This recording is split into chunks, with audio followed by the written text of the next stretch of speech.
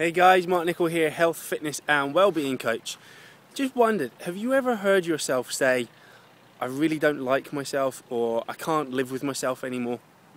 See, oftentimes when people come to see me, kind of in my capacity as a health and wellness coach, they've kind of reached that point where they're saying to themselves, I don't like who I am anymore, or I don't like myself. And that's a really interesting expression, because I think that recognizing that you don't like yourself is kind of the first step to obviously making real change, but not to really kind of err on this side of like you should feel bad about who you are. But think of it this way.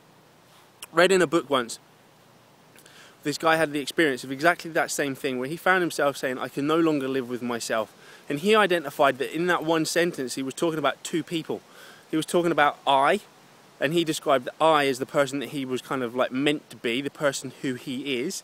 And then himself, or the myself, was the person who he was living as.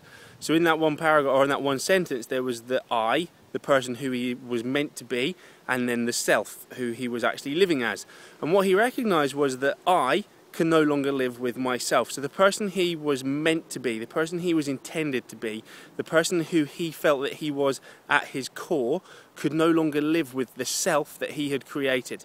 Okay? And often this kind of your self-image is created either by kind of the negative influence of other people, things that have been said to you, the way people have maybe described you, derogatory or negative things that people have said to you that have stuck and that you've then been sort of in a position that you've chosen to believe.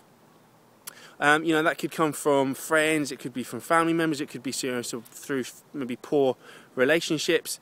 It could just be even coming from the media, so the whole health and diet industry telling you that you should be this or you should be that, or the fashion industry saying you should be this way or that way or whatever.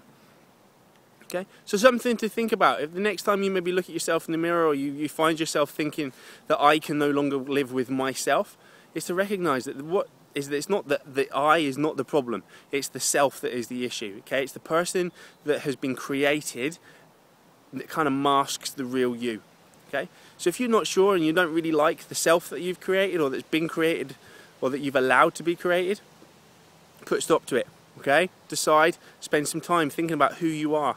Take some time out, okay, discover who you are, what's important to you, what you want out of your life, and develop your I rather than myself.